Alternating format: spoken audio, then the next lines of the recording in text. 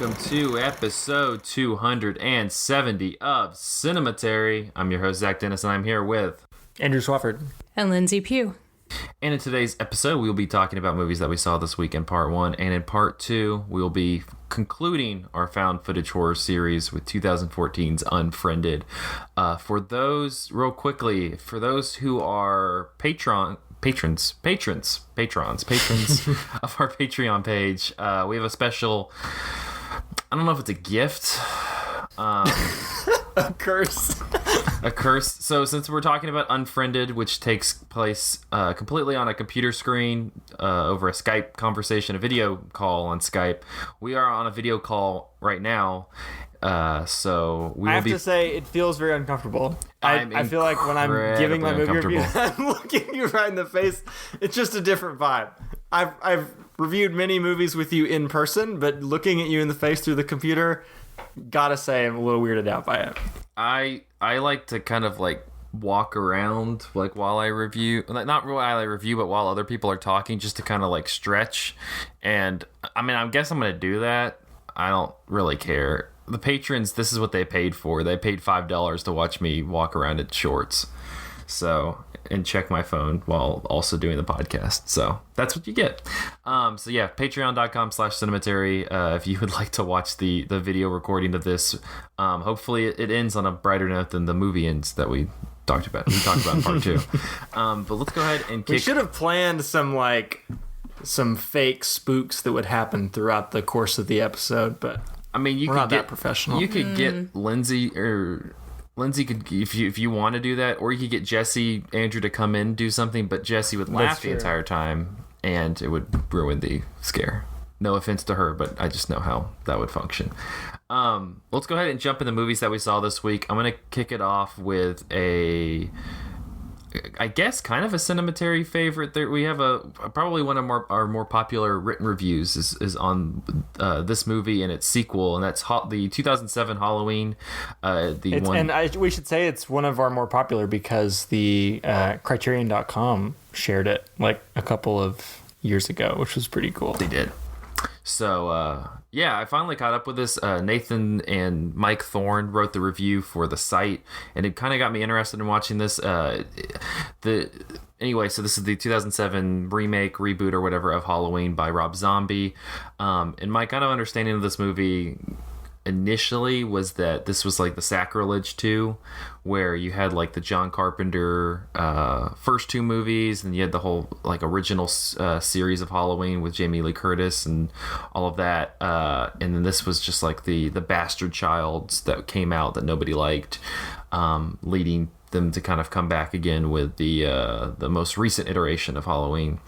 But Mike and Nathan both made a really kind of compelling point to check these out and give these a chance. I know Mike especially is like a giant fan of these films, and so in the spirit of our last few episodes where we talk about torrenting, Nathan sent me over both of the Halloween movies. I've yet to watch the second one, but the first one starts out very differently from the original John Carpenter Halloween, because instead of going to Haddonfield and kicking off that Michael Myers versus Laurie Strode battle over the course of Halloween night, it actually picks up initially with Michael as a young child, and for the first 40 to 50 or so minutes of the movie, it's just young Michael Myers kind of working his way very violently through life.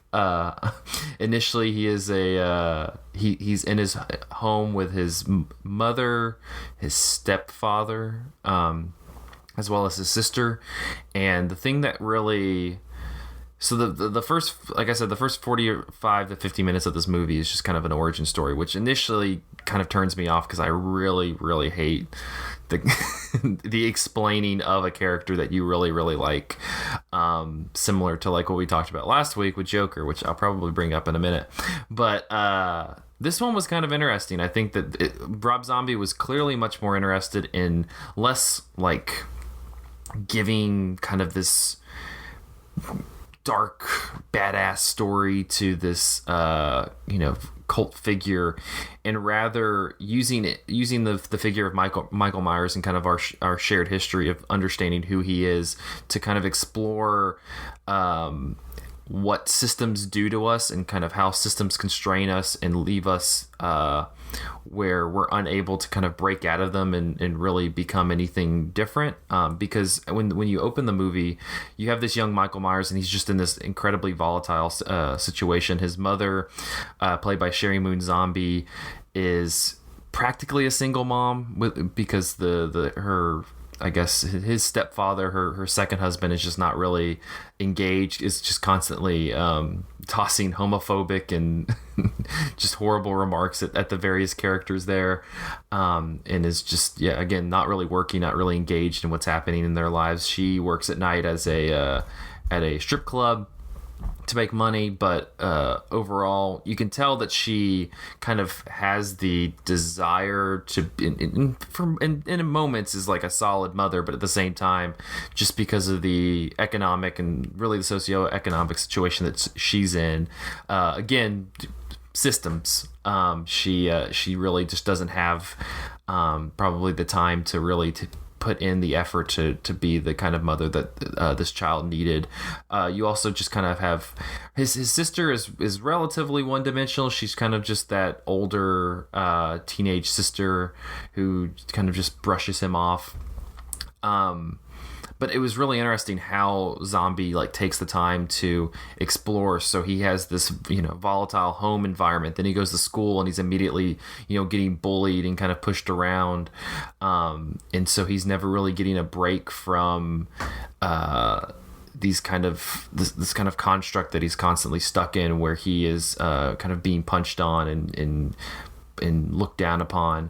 And so as he becomes Michael Myers and kills his family and goes on this initial killing spree, it doesn't necessarily vindicate him from it, but in relation to something like the Joker, which we talked about last week, it at least gives you an explanation of why somebody would be led to this kind of violence. It wasn't that, oh, he's mentally ill, that's why he did violence. It was more, no, he was somebody who really had, clearly had so many demons and is mentally ill, but is just stuck in a system that he has no outlet to kind of find any understanding of it or really comprehend what that means. He just kind of knows that he has these incredibly violent, uncontrollable urges, and he's unable to do it. He's handicapped to do anything with them because he just has no vestige of help coming. And I guess the only vestige of help is when he enters the institution and he has Dr. Loomis, who's played by Malcolm McDowell. And I really kind of liked Malcolm McDowell's performance as Dr. Loomis compared to the original one in the first Halloween, or I guess the first series of Halloweens, because the original Dr. Loomis is he's also very he's more slimy, trying to get in on Michael Myers, almost as there's almost this fetish element to it, while Malcolm McDowell is kind of... That comes back in the second Rob Zombie movie. Oh, good. Wonderful. Excited to see that. And Malcolm McDowell is more, at least in this one, is more... you can see him using... while he's trying to be this resource to Michael to kind of explore all of these traumas and these mental handicaps that he's dealing with, he clearly is using him as a stepping stone to kind of gain prominence in his field and in his craft. And so, once we kind of get past that first 50 minutes and it's really about exploring the psyche of Michael Myers, it really does turn into more of a remake of the original Halloween. I mean, he gets out, he goes to Haddonfield, he is chasing Laurie Strode, who is his baby sister, but we're going to explore that, as I've learned in the second movie, a little bit more deeper. But for the most part, I don't know. And Andrew, you've seen this. The second half, where it's more remaking the original Halloween, to me, it wasn't really that interesting. I think that the way that John Carpenter kind of sets up the the spacing and the architecture of like this is where everybody is and this is how Michael is kind of moving around is much more engaging than Rob Zombie does. But overall, I kind of did like the movie. I think that it gets a bad rap for being like this bastard child of the Halloween franchise. But I know it's been a while, but what did you make of this? I mean, I would definitely agree with you that the first half is more interesting than the second, though I don't know if I'm quite as unequivocally praising of the first half as you are. I don't know. I remember getting like a weird queasy feeling from it and not really knowing why exactly. Nathan has a good review of it on Letterboxd. People should go read that gets into some specifics. But I definitely agree that the second half feels redundant in a way. Like you're zooming through the Carpenter film, the beats of the Carpenter film at double speed, but somehow it feels slower in a way because that there aren't really any surprises left, and so you're just kind of going through the motions of this dance that you're very familiar with. And I remember one moment that I probably won't be able to get all the details right on at this point, but it was kind of a recreation of the big iconic moment where Laurie is in the closet and he reaches his hand through and like pulls the closet open and comes at her. In this one, I remember it's staged in like a basement or something, and he comes in through the basement door, and then she has to like go through a gate and then go up a staircase and then go through another door, and then he does the same thing with the gate and the same thing with the staircase and the same thing with the other door. And I remember that feeling representative of what the movie was doing, like doing the exact same thing that the other one did, but jumping through way too many hoops than it really had to in order to get there. Like Carpenter got it across like simply and gracefully, and it just felt like Zombie was doing too much. No, I would agree with that because the second half is it's just not nearly as engaging because, like I said, like the thing that I like about the original Halloween is like the economics of it. Like again, there is something graceful about the way he moves around, and each character like is in. It feels like they're all like everything's calculated, like they're in this space for this reason, and it feels very much less calculated in the zombie version, which maybe some people like, but for me, a lot of the thrill out of the Carpenter one is the kind of economy of the entire thing, and this one does not feel very economical. It's just kind of like, slashing through everything. But at the same time, like I said, I found the first half of it to be really engaging. I'll be curious to see how I respond to the second one because Nathan and I talked a little bit about that one. So I wish you had seen all of Twin Peaks because I find it very hard to talk about the second one without talking about Twin Peaks Fire Walk with Me. But I'm curious to hear what you think of it. So Halloween. It's available where you can watch movies, but you can also shoot Nathan a message. I don't know. That's how I did. I'm gonna toss it over to Lindsay. You caught a new release, which you were describing to me, and it sounds pretty bonkers. Yeah, so it's called Greener Grass. It's from this year. It's out now, I think, in just New York and LA, but should get a wider release soon. The directors are Don Luby and Jocelyn DeBoer, and they also wrote and star in it. And there are a lot of other good people in the cast, too. It's Beck Bennett is in it, Darcy Carden, Janicska Bravo, whose film Lemon I really loved. Might be messing up her name pronunciation. No, you got it right. Did I? Okay, great. But yeah, so a lot of really good people in the cast that pop up. So it's kind of just exciting to see for that reason. But the whole vibe of it is sort of a little bit like Stepford Wives meets Leave It to Beaver meets Invasion of the Body Snatchers on acid. It's kind of just like this country club-esque community where everybody is perfect and polite and treats each other with really kind of strained niceties. And it's also very, very stylized. So, like I said, the whole community is sort of like in this faux country club. You kind of get the sense that all of the houses are just props filled with empty nothingness. All of the adult characters wear braces. There's it's a wonderful detail. Yes, it's amazing, and it's never really explained. It's like, I mean, maybe occasionally acknowledged, but there's no rhyme or reason for any of it. Like, Beck Bennett's character is obsessed with drinking pool water.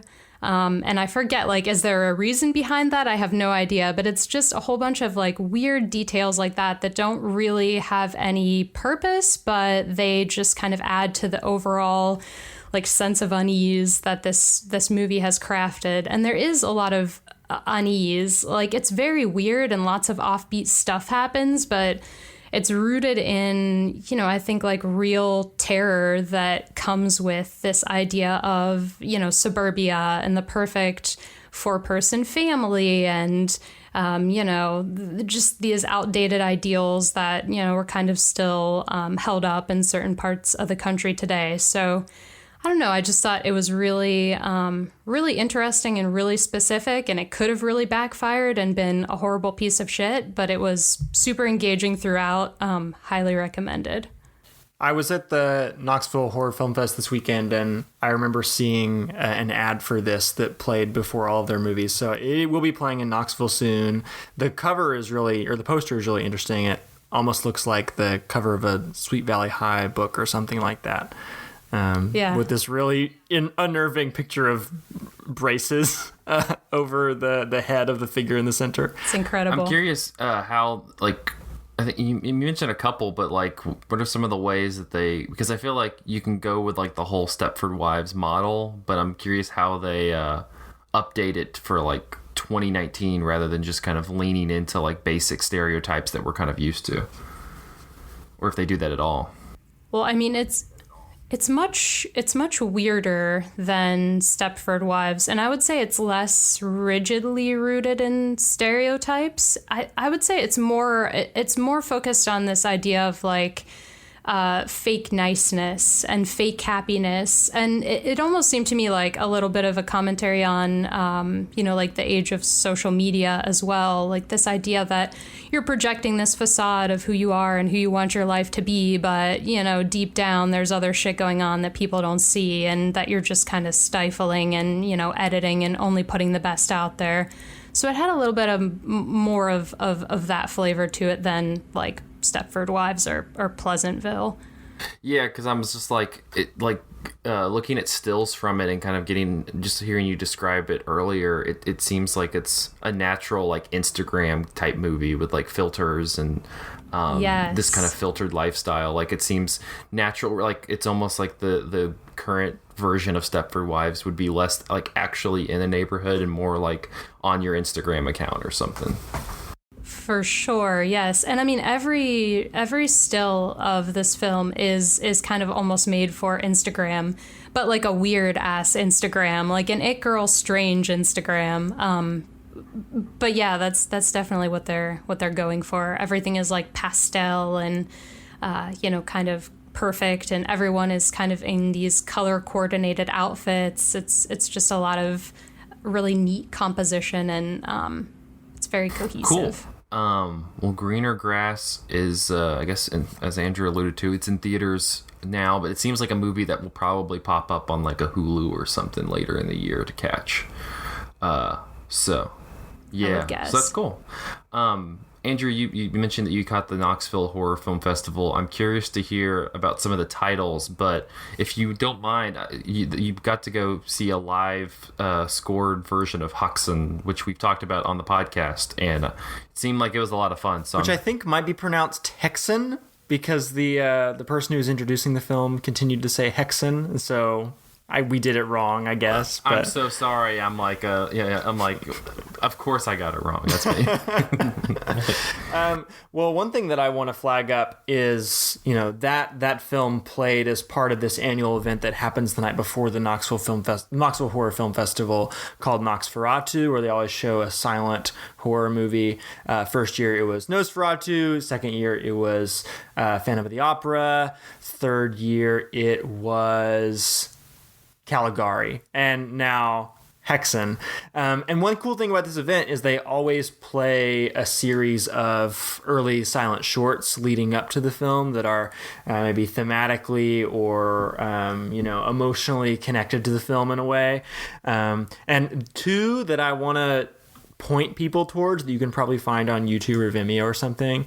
One is called Those Awful Hats. So it's a movie by D.W. Griffith. So yikes, D.W. Griffith. But it's an interesting little piece of work. It's like a PSA about why you should not wear giant hats to the movie theater because you're going to block the view of the people behind you. That's the issue he has. There's an interesting mechanic that happens in the movie where the characters end up getting like snatched up by this giant claw machine and then thrown into the screen that everyone is watching, like in Sherlock Jr., right? And then there was another great short by George Milius called The Infernal Cauldron, one of his shorts where he plays a demon and like poofs around in smoke and terrorizes people that I had not seen before. That's really funny. And it also colorized too, and these like really almost gaudy like greens and pinks. That was really fun. So people should go find those if they haven't watched them. Haxan is great.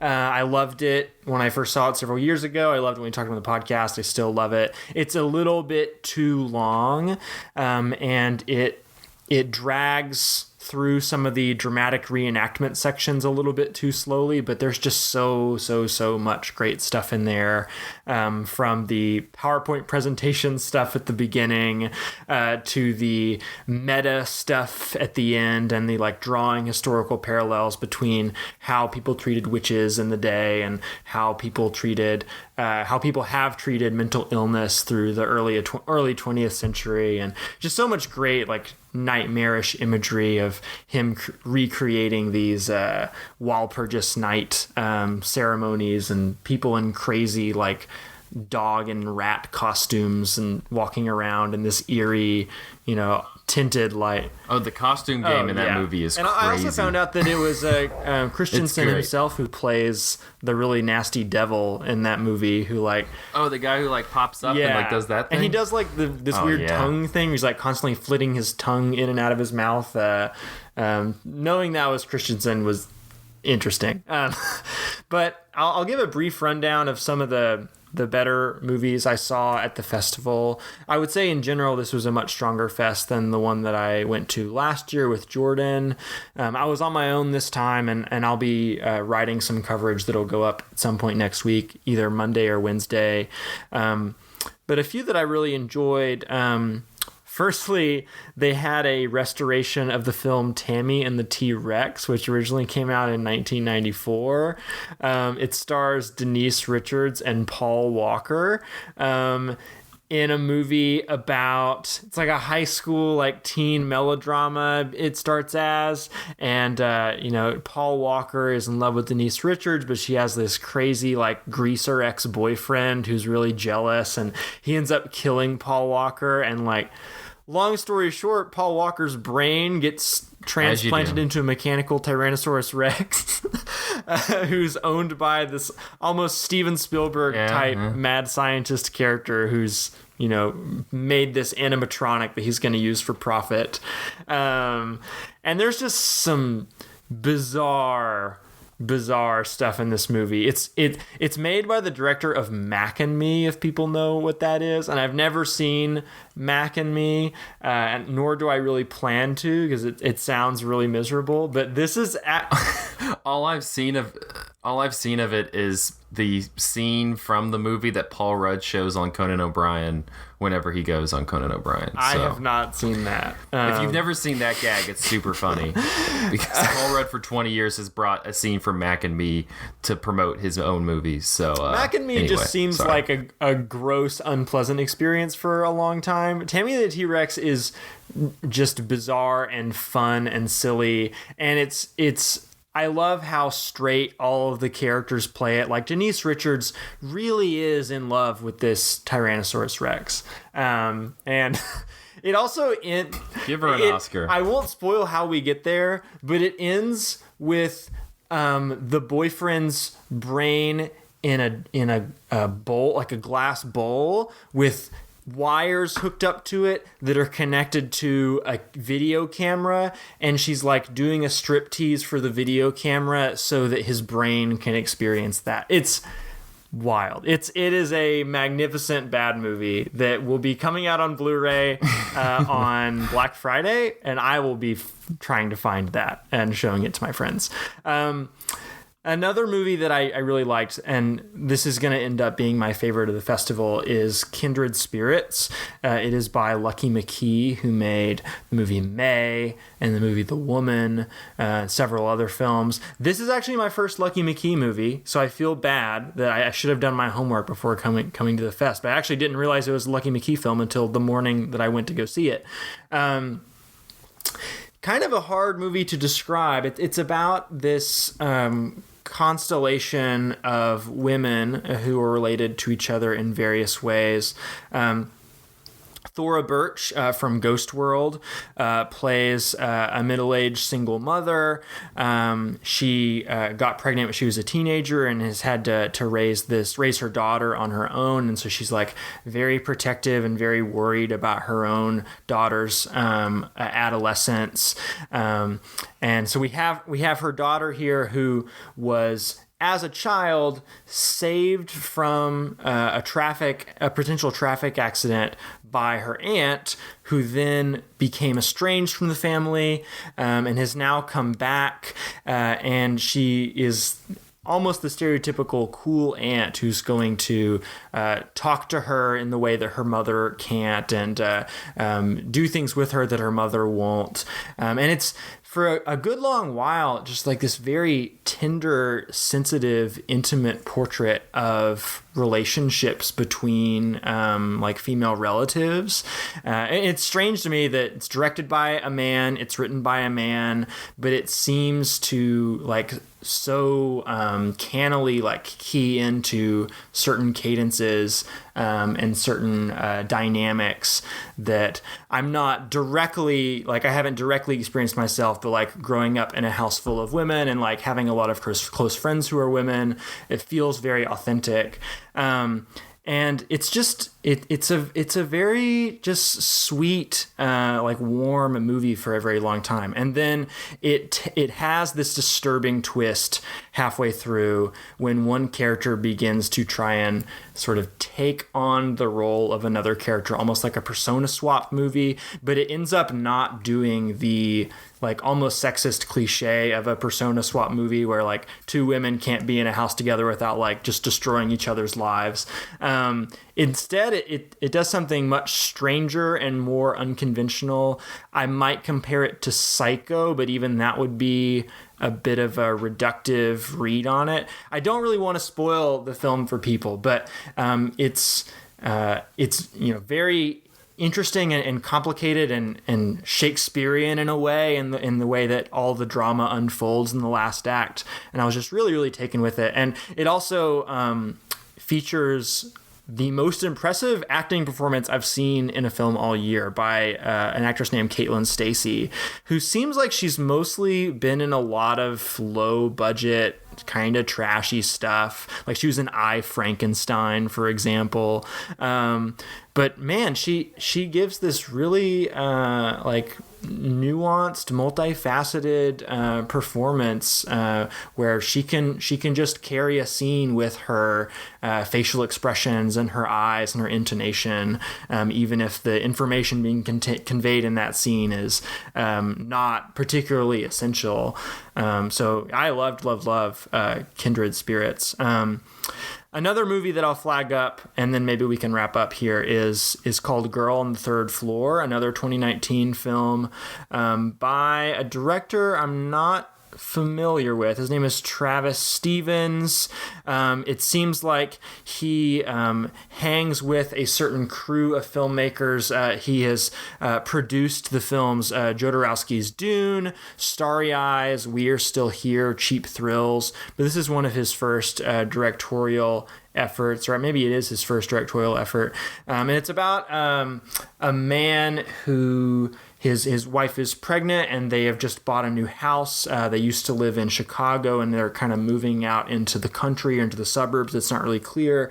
And he has moved to the house early, a couple weeks early, because the house is a bit of a fixer-upper, and he wants to, repaint the walls and make sure everything is fixed and clean out all the trash that was left in the house from the last owner. And it's doing two things. On the one hand, it's almost like if you turned an HGTV special into a horror movie, because it spends a lot of time of him just stripping paint and like putting drywall into places where there have been holes put in the walls and things like that. And it really focuses on the process of doing all these things. It's very interesting in the way that it focuses on that. And the house itself has this Cronenbergian like body horror quality to it. There are all these like strange like substances and fluids found in the house that seem almost human. And that kind of leads into the other thing that the movie is doing, which is presenting this cautionary tale, this allegory about men who don't settle into domestic life particularly well because they're hiding a lot of things from their partner, keep falling back on vices. Like, for example, his wife wants him to stop drinking, and it seems like he's gone through AA, but he keeps drinking during the day when he's working on things and lying to her about it. He's cheated on her before and is very tempted to cheat on her again throughout the film. And there's this one guy who really carries the whole film. Let me make sure I have his name here. His name is Philip Jack Brooks. I've never seen him in a movie before, but he is really great. He strikes me as something between a John Hamm, like Don Draper type, and like John Cena. He has that type of swagger or physical presence to him, suave physique. Yeah, he's also covered like head to foot in tattoos, and he just gives a really great performance too. So that was, I think, one of the common themes throughout the festival. Is like I was really drawn to movies that had really strong central performances, and these were two great ones. I don't think Girl on the Third Floor is nearly as good as Kindred Spirits, because where it ends up going in the third act ends up being a little wacky, like a little too wacky for its own good. I see what it's doing on a thematic level, but I think there are certain things it reaches for that I don't want to spoil because they're like twists or surprises, but they don't really work because they're just a little too out there. But in general, it's a very tense movie. It's a very well crafted movie, and it's got some really grotesque, like well done, disturbing imagery. Made me jump several times. Horror movies don't make me jump very often these days. So if you want something good and scary and also kind of meaty, and has a lot on its mind, Girl on the Third Floor is there for you. Playing in Knoxville this week if you're in the area. But if you want to find out about all the movies, that'll be on cinematary.com sometime next week. Did you have another question, Zach? No, I was just going to say that's another one that I feel like Hulu's done a really good job of like picking up kind of smaller indie horror films. It's similar to that. So I bet you that'll end up on Hulu. Hulu or Shudder, one. They will get Shudder somewhere. As well. Yeah. Definitely. Cool. We'll look for that on cinematary.com. You also, because you just can't get enough of festivals, you also have a Nashville Film Festival rundown coming out. That's going to be... Zach, you'll finally be able to read my Hidden Life tape. Whatever. I've talked to the main actress of that movie about Terry Malick, so like whatever. I'm past that. I don't need your thoughts. I got her thoughts. Well, let's take a short break, and then we'll be back talking, getting killed over Skype as we, talk on Skype after this.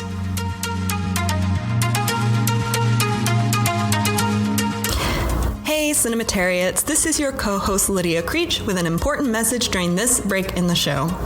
Cinematary would like you to know that we definitely want your money. We still want to bring you our pure, unadulterated opinions on the world of cinema, but now we're getting into the Patreon game, baby. We've brought on a lot of new voices to contribute to the site, and we want to honor our responsibility to compensate all these smart people for their hard work. To help us out, head over to patreon.com/cinematary to sign up at the $5 a month level.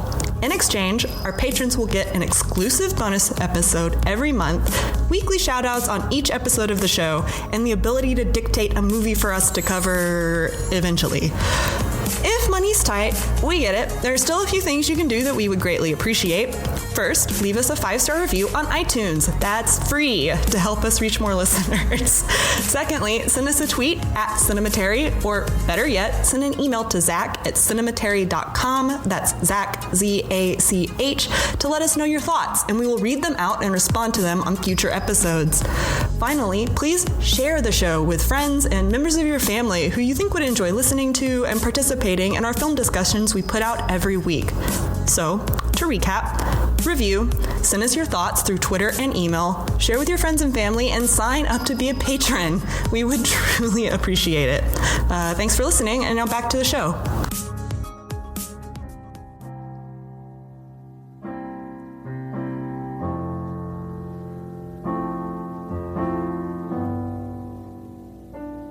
Lost cities, what a pity, all those years spent building on a love so flimsy, so unreal.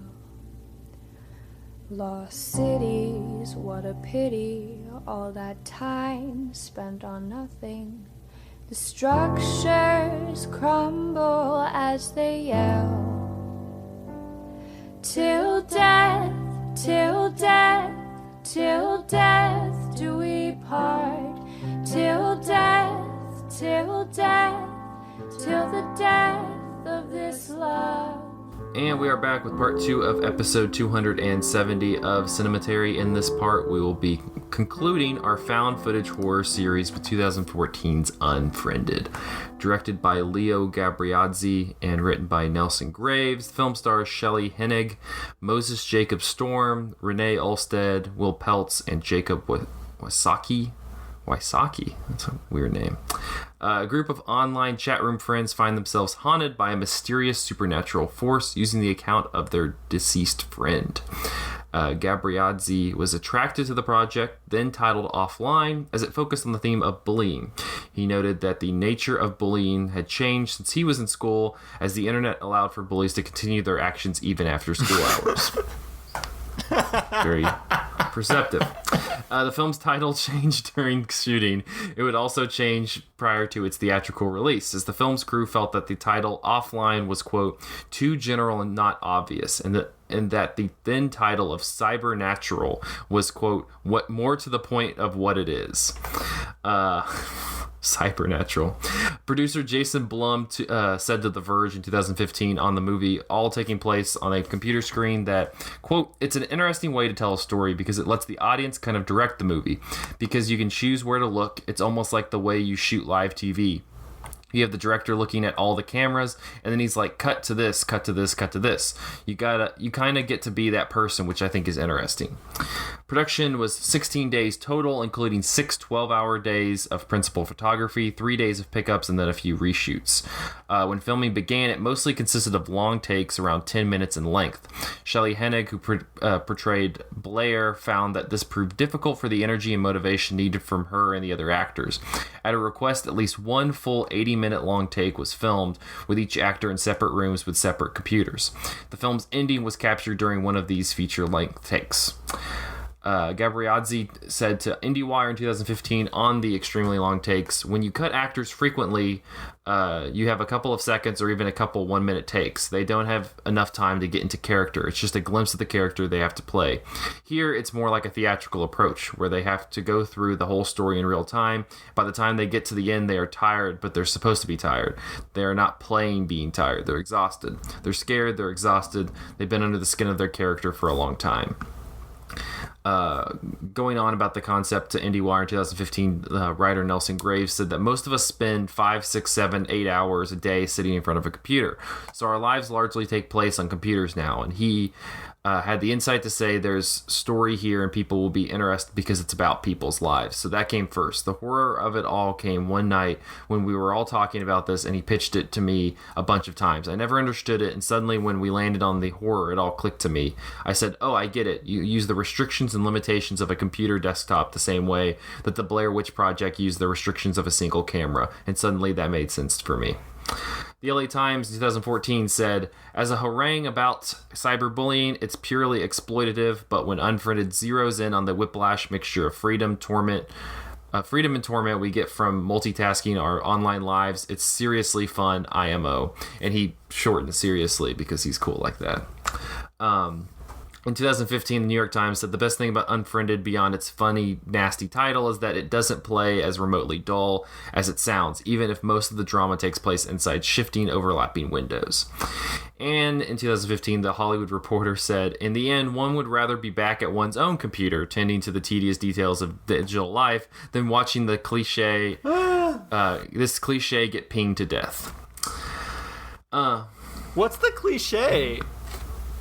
Where's the cliche? It's like inventing a new mode of storytelling. Where's the cliche? I didn't write it. People listening to this can't see the gestures that Zach is making because you're not getting the full experience. You have to pay $5 to our Patreon page to watch me go.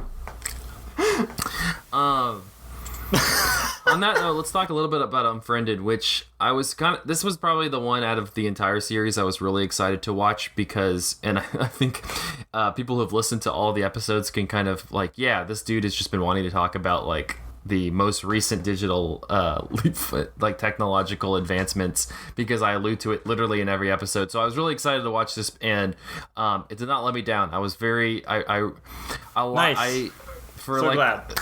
For the most part, I was saying before the podcast that I think there's a lot around the actual movie that I'm more interested in, just like the nature of how it's presenting digital life that interested me.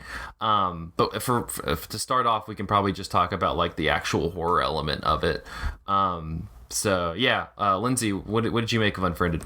I mean, I thought that the concept was better than the execution, and I thought that the multitasking and all of the messages and everything was more horrific than any of the actual horror.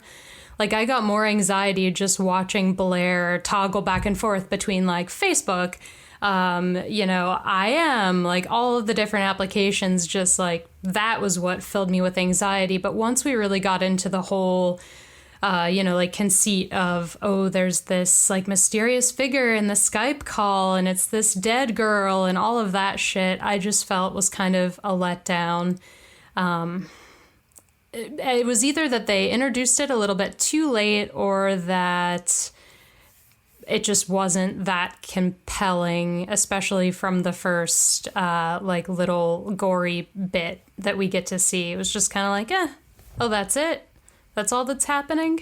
Yeah, well, like that's why I say that the stuff around it to me is what's incredibly fascinating. It's like there's a very small moment early on when like the like dead girl and the Skype call starts kind of ramping up, where I think it's when she starts messaging them on Facebook initially, and she's messaging first Blair's boyfriend and then starts messaging Blair. And the one thing that this movie does incredibly well is that it just has these long prolonged moments of just pure silence, and all you can kind of hear is like typing and stuff, and so you just hear silence and just typing and then deleting what they wrote and then writing something else and then deleting what they wrote again. So she's talking to her boyfriend and he's kind of like messing around with her, and she's like, no, and she like types out and sends to him like, no, I'm really freaked out in this moment, and that's where the movie kind of clicked for me, because in this moment she's like, no, I'm really freaked out. You really can't tell that she's freaked out because you don't really see her face. You just see her kind of clicking through stuff and typing out, I'm freaked out. And that kind of that whole relationship between the physical and the digital, that's the moment when that all clicked for me. But Andrew, I'm curious. I know you're a giant fan of this movie. So what was the rewatch like? Yeah, I really, really love it. I find it incredibly compelling. Whether we're talking about the anxiety of switching between these apps, or just the interpersonal drama between these teenagers, or the supernatural stuff that's happening here, I think all of it works. Might have to do with the fact that I work with teenagers on a daily basis, and I get a kick out of like seeing this staged reading of this horror film that they're walking through together, and I think that all the performances are really incredible.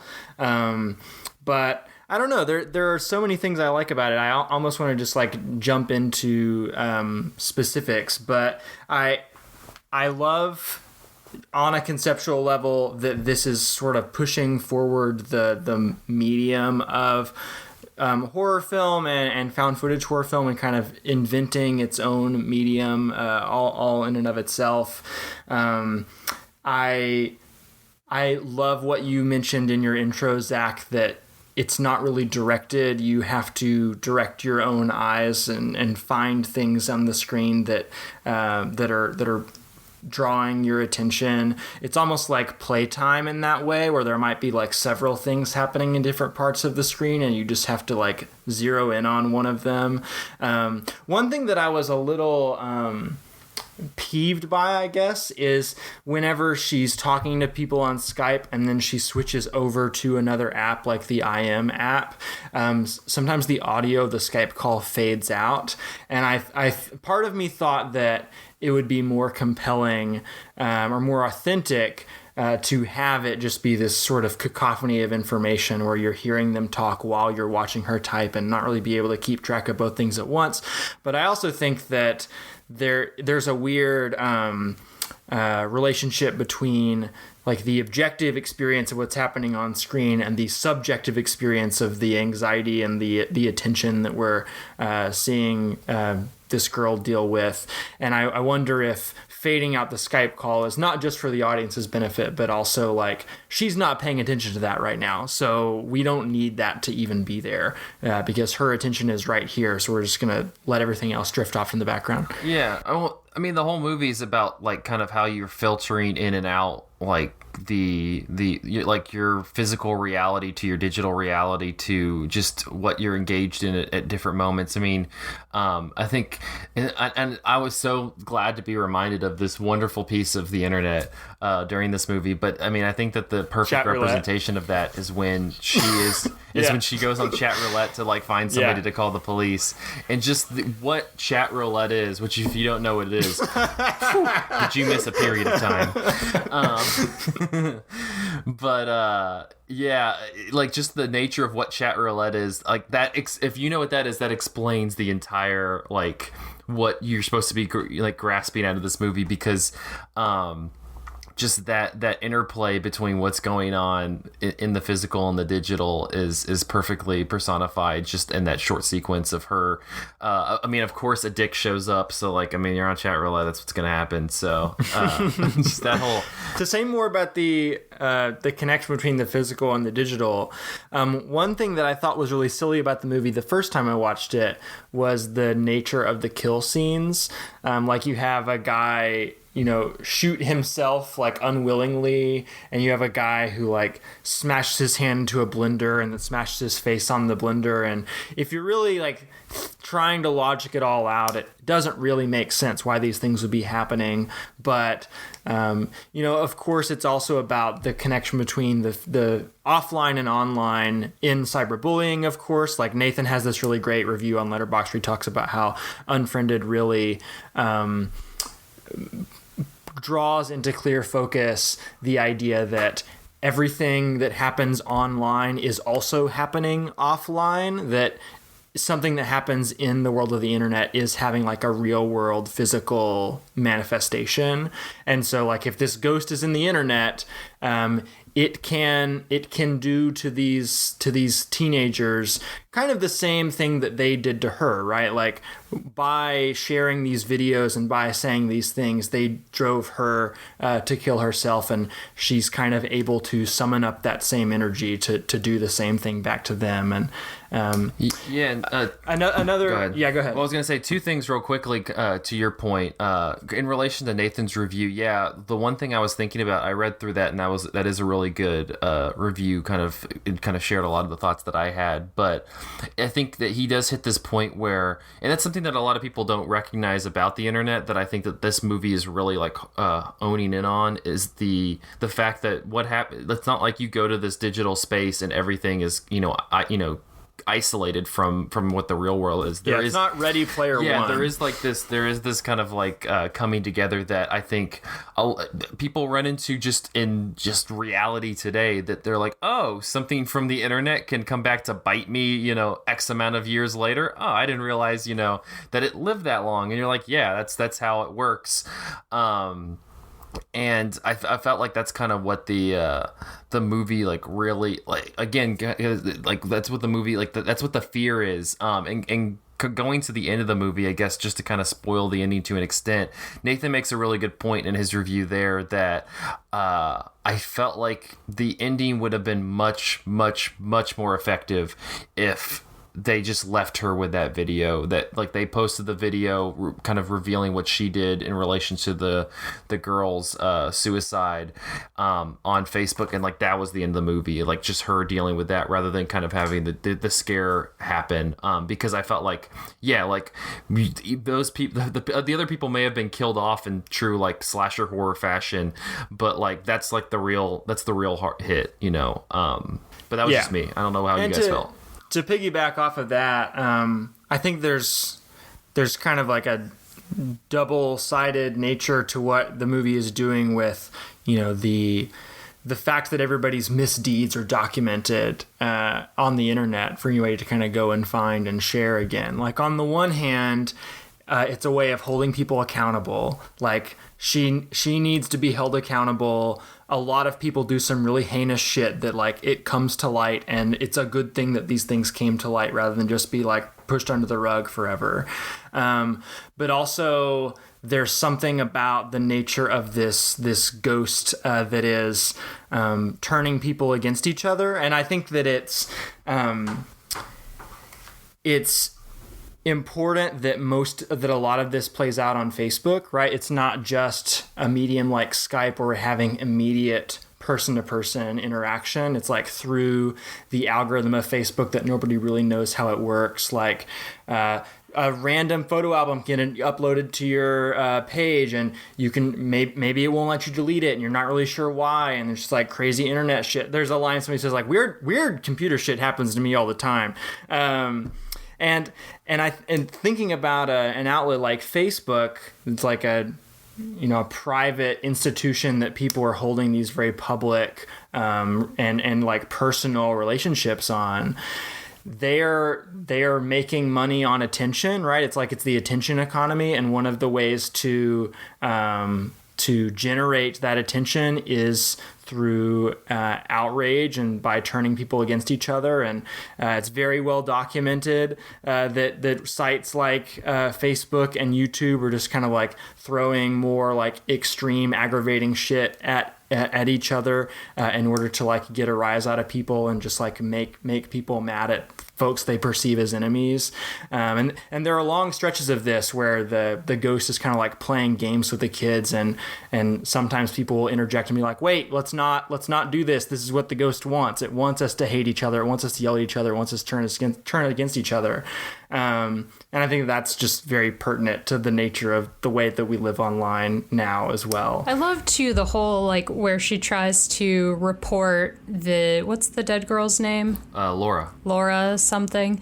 She tries to like report Laura's page, and then that doesn't work, and so she memorializes the account, and just all of the like hoops you have to jump through in order to get any action or validation or FAQs answered from these like ominous social media platforms. Like that was definitely another little part of it that rang true. Also makes me think about the internet as a place that is, you know, eventually going to be populated by a lot of dead people, right? Like once Facebook is no longer the social media of choice, like once Facebook becomes MySpace, 10 years down the road, 50 years down the road, Facebook is just like a graveyard of people who don't exist anymore. Ooh, yeah, that's really good.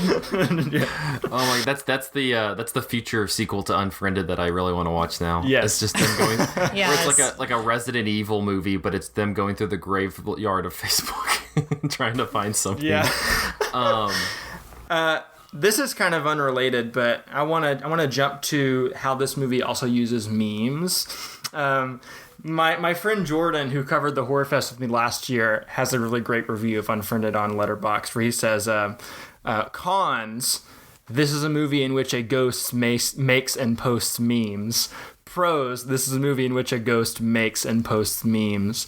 And like, it's very, when I first watched it, I laughed at the movie a whole lot, and I ended up giving it a high rating because I just enjoyed my experience watching it so much. But watching it again, like maybe with a keener eye for like what it's doing with internet culture, and maybe like what it's doing unwittingly with internet culture, just like stumbling into shit.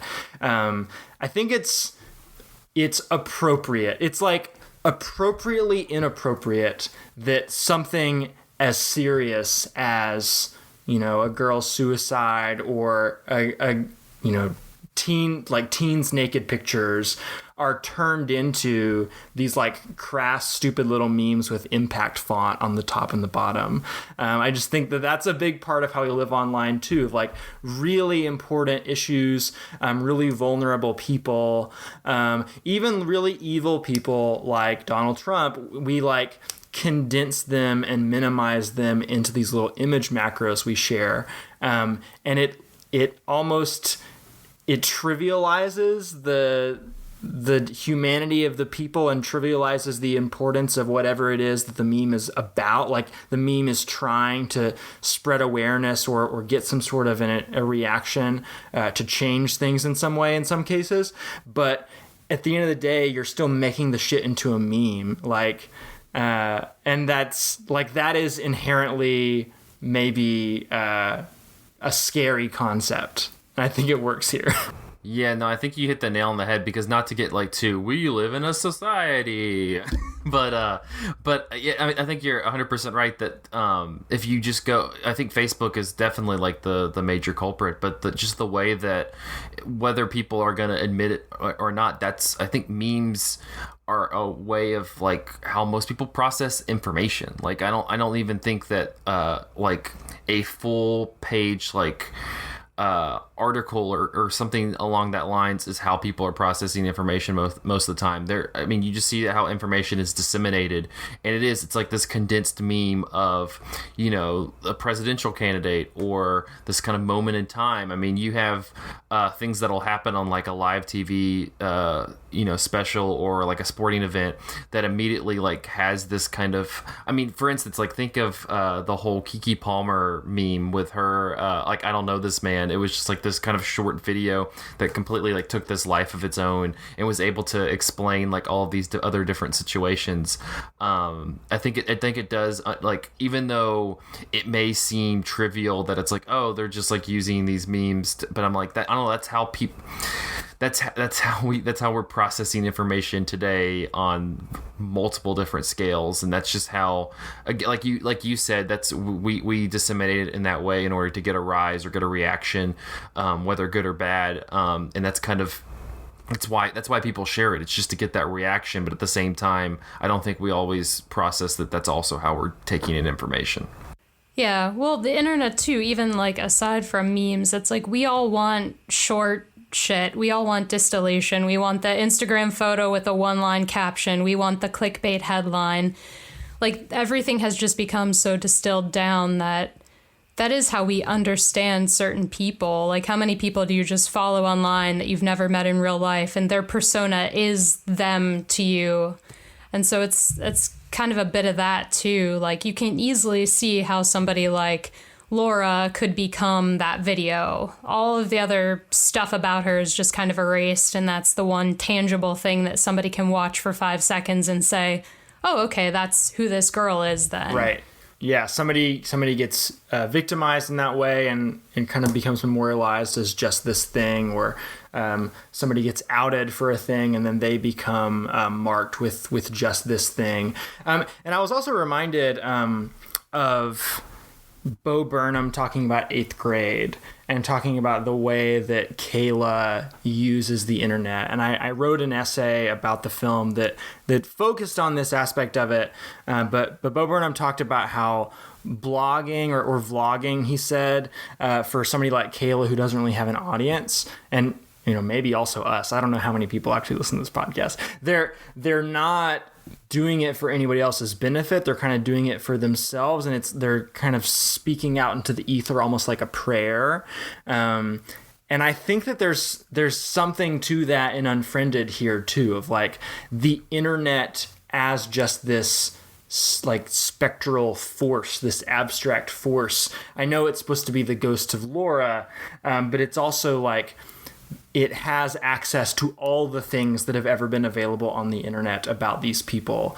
And it has a relationship to them in the same way that people might have used to conceptualize their relationship to God, where God sees all of your worst actions and all of your worst thoughts. Like all of these things are just available to this internet specter and can dole them out and share them with everyone at its own volition. And it's like kind of a scary, weird, like retributionary God that all of these teenagers are kind of unwittingly serving in the film. I don't know if that makes sense or not, but that was the thing I was thinking about. No, that's a really good point. I hadn't thought about it that way at all before, but now I'm wondering, like, what is more terrifying to me? Like, the idea of God or the idea of the internet as God? Biblical God, internet God? As a public servant, I have to be very careful about what I do and do not share online. Like on my Twitter, for example, I don't use any profanity. And I also don't like tweets that have profanity in them because I'm terrified of like a parent of one of my students like scouring through my Twitter and like, sharing it with my principal and like making a big fuss about it and trying to get me fired. But I wonder about the future of, the world of work and what is going to be normal for people to have available online versus not. Like the generation that I'm teaching right now, like Generation Z, their primary mode of communication is Snapchat, which, as Bo Burnham has pointed out, like was invented for teenagers to share their own pornography with each other. So like this is not in directly related to Unfriended, but like I just wonder about the world in which like everybody grew up, you just like doing all sorts of heinous shit on the internet, and like once that is just the norm of like how culture is. How do we like respond to that? Do we like what are the sort of like respectability politics of that world? I mean, again, it's not directly related to Unfriended, but I do think Unfriended is tapping into similar things about what you're hiding online versus what you're sharing online, and what happens when what was hidden or private becomes public. And I don't know. I don't think that the movie has like an answer to the question, but I think it is tapping into the anxiety in a really great way. No, it is. And I think you bring up a good point that's if there's anything dated or missing in Unfriended, it is the aspect of Snapchat, because that's definitely a application that kind of to the point like we've been talking about in each one of these episodes, like that would be the technology that's kind of missing, because that would be very much the prevalent mode of communication. It would be even more like damning within the like if you had Snapchat in this narrative, it'd be much more damning because people are much more willing to like send stuff as you described, because it's there and it goes away, and they wouldn't perceive anything being able to like pull it back out and utilize that. And so that was, I guess, one of the things that kind of distanced me to a degree from like the horror narrative element was they were pulling all of these videos and things, but it wasn't directly tied to any. It looked like they kind of had like hacked into their phones, which I guess, you know, for whatever, you know, if you want to go with that for the plot, it doesn't ruin it for me. But I'm kind of like, well, and if we really wanted it to be very streamlined into today's technology, they would be pulling these from Snapchat or Instagram stories or something like that, which would hit them about as hard as that it does in the movie, because they'd be like, well, how did anybody get those? Those are supposed to kind of be there and then go away. And Snapchat has tried to pull the internet back into an ephemeral place where the thing that you put out into the internet then goes away, and there's not a way for you to be held accountable to saying it or doing it. But it's weird that Snapchat's been around for several years now, but it doesn't seem like the rest of the internet is following suit, right? Twitter, YouTube, Facebook, Instagram very much has copied it. Yeah. Well, I mean, they have stories. That's true, but I don't know. There's still very much like a digital paper trail on all of these websites, though I guess stories on Facebook and Instagram being the exception.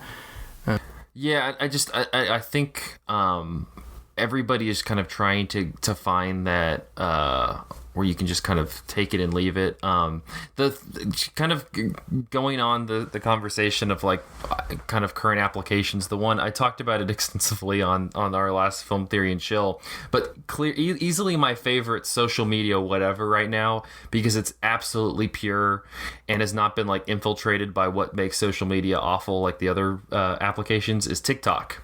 And TikTok is wonderful at the moment. And not only for the reasons I outlined in the Film Theory and Chill, because of like the just like very insightful, curious like filmmaking techniques that they use for it, but also just the way, very similar to what we were talking about with like how they use memes to disseminate information. But it's interesting to watch. And I apologize for making this sound like Jane Goodall out with the gorillas, with like me and current teenagers. I'm like sitting there like watching them like, this is how they interact. But there is like this like strange like kind of openness that you do. So like what you were saying, Andrew, like it's just kind of like the Wild West. Everything is happening and it's all documented on the internet. So what does that make for like respectability politics in the future? But at the same time, this generation is also very like progressively open to a degree. As an example, there's this really kind of hilarious meme that's on TikTok right now with the song "Sex" by Eden, or Eden by Sex. I don't know who's which one is the title and which one's the song, which makes me sound incredibly outdated. But it's this really funny meme where, and it's mainly entertaining if it's two guys doing it, but it's where one of the guys will kind of hike up their pants and like bend over to pick up something, and then the chorus of the song kicks in, and the one person like looks at the camera and goes, "Oh no, I think I'm getting feelings," at the guy's thick ass, as you do. And I don't know, I watched them for like 30 minutes last night, and I was kind of like, there is like this kind of progressive like gender like politic to this, where like, I don't know, like it is kind of this silly meme that you can kind of throw away, but at the same time there is something like substantial there, that like the boundary lines that we kind of have in place, and or at least we think that are in place, are kind of eroding with the internet. And so I don't know if that's good or bad. That was a whole random tangent. I apologize. Completely took it off the rail. It's not completely unrelated. The movie opens with like a Skype strip tease starting with him holding like a slasher knife on the other end of it. I don't know. Like you said, boundaries are kind of being broken down through the internet. Can we real talk before we kind of wrap up? I do want to talk about just the shift between digital personality to like reacting to reality that a lot of these characters have, because there is this like stark aggressiveness that pretty much all of the male characters take. I mean, you have this really insidious, creepy striptease with the knife that's happening to open the movie. You have the one guy talking about having sex with a girl, and then kind of there's like a toss away line about an abortion taking place, like and roofing happening. And roofing happening, and then you also have just the 0 to 100 that a lot of these characters take as all of these secrets start kind of coming out. I mean, what did you all make of kind of the how the digital personalities of these characters were, and how as the horror kind of ramped up, they really took on like this really vicious evil cycle? I don't have anything immediately. Lindsay, do you have a reaction to that? No, I mean, I don't think I really noticed too much of a difference between their digital persona and their maybe real persona. I felt like they were pretty blended. I mean, even when things started to kick up and get really scary, they were just kind of heightened versions of who they were before. I mean, I guess you do get even the female characters like showboating in a kind of like, oh, I'm too cool to be bothered by any of this shit, at the beginning.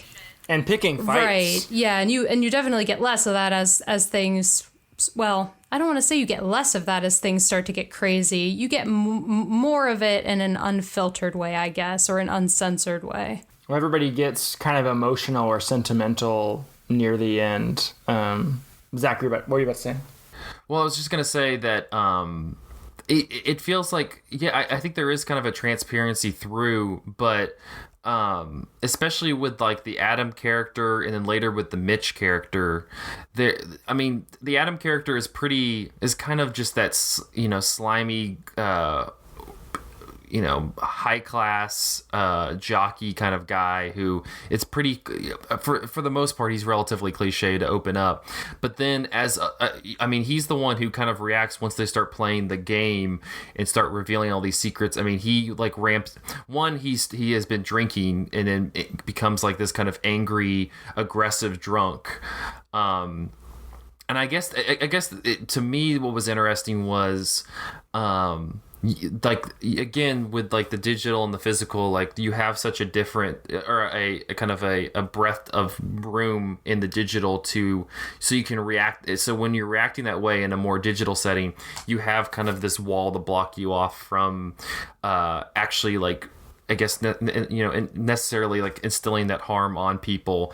But as the digital and the physical kind of start kind of intersecting with each other, that aggressiveness kind of reverberates over into the digital side, and I think that it's kind of like that transparency or that digital self that he's created has kind of started to erode, and it's like there's you're more seeing transparently like who he actually is. And I think it's kind of a nice distillation of like you see how men react on the internet to just things that are said, and how like it's like he became more of a physical embodiment of that aggressiveness rather than just being some egg Twitter avatar yelling at Alexandria Ocasio-Cortez or something.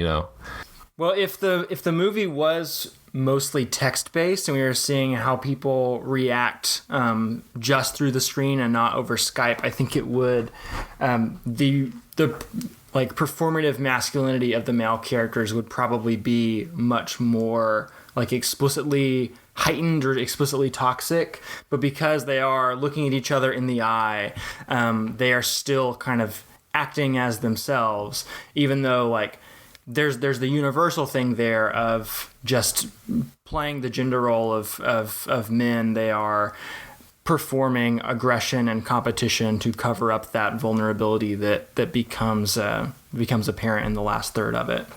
Yeah, it was just, I don't know. It was something that kind of interested me, but at the same time, the movie, I liked how it turned into at one point where they're all just going like, "Fuck you, no, fuck you, no, fuck you." What just? I enjoy that. It's just like that's how everything will just divulge. Any final? I would like to see a desktop thriller that is just text based. I wonder what that would look like if there was no video call. Is that possible to make that happen? I don't know. I feel like it probably could be. Yeah, I after watching the movie, I very much continue to co-sign what we talked about last week, which is they need to make some sort of found footage horror movie using Twitch, because I think that would be the next step. having kind of the live stream element to it. Any final thoughts before we wrap up? Yes, one formal thing that we have not talked about, because we haven't talked a ton about the visuals of the film other than just the cluttered nature of the desktop and how your attention is kind of being pulled between various different focal points. But we should also talk about how Skype is kind of a garbage platform, and it was even it's a garbage platform now as we're using it because it's not very user friendly. As we're using it, it's right now. We were trying to figure out how to get the video to start, which is like the main thing that Skype does is do video calls, but it took us a long time to figure out how to make that happen. But it's different. It's shitty in a different way now than it was in 2014 when the film came out. Because in 2014, Skype was glitchy.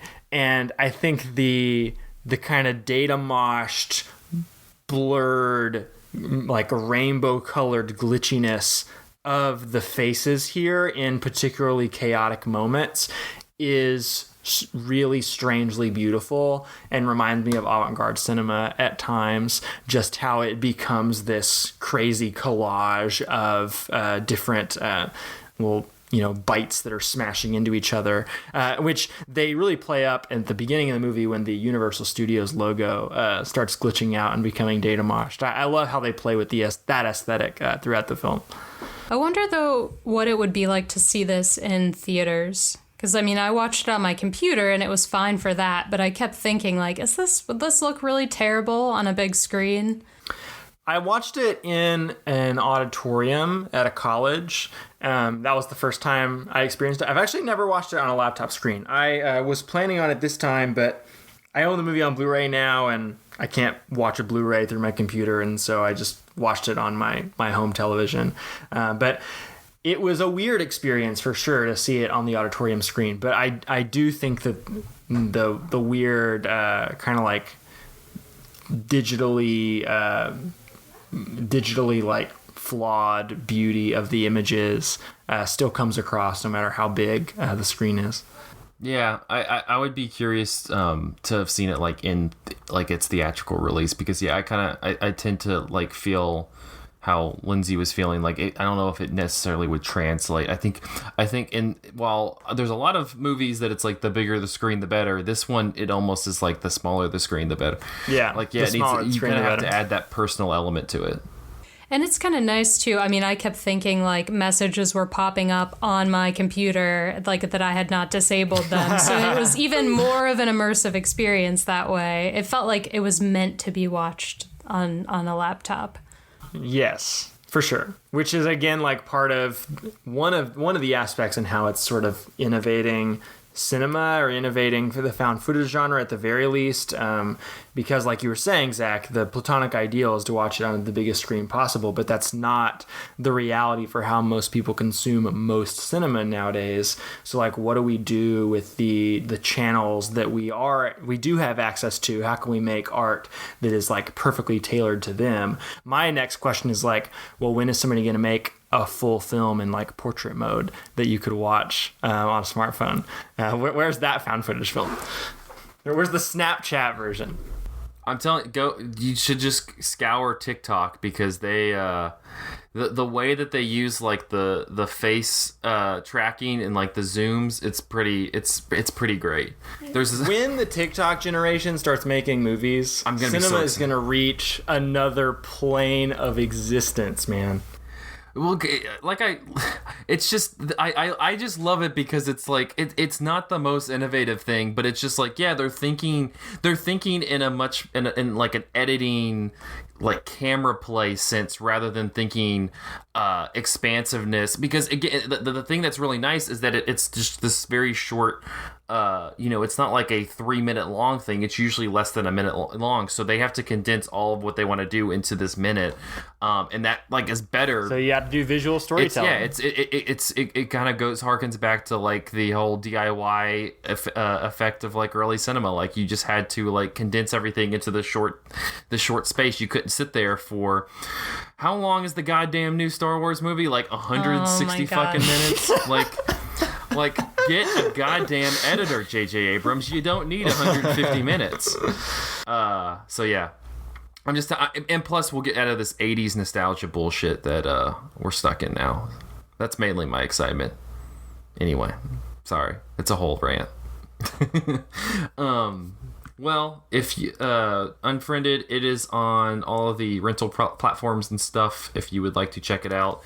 But you can learn, I guess this will wrap up this episode of Cinematary. You can find us on Facebook at facebook.com/Cinematary, on Twitter at handle @Cinematary, and on Letterboxd at letterboxd.com/Cinematary, where we post all the movies that we talked about in this episode. Also, like we said, the video portion of this is going to be on our Patreon page. I don't know who's going to really want to watch it, but it's there. It was a fun thing, I guess. But thank you to our patrons: Cam, Chad Newsom, Christopher Metcalf, Eric Dukowski, Graham Jones, Harry Eskin, Maggie, Marie Barty, Matthew Lingo, Ron Hayes, Tyler Chandler, Whitney Rio Ross, and Will Carroll. Thank you so much for being patrons of our website.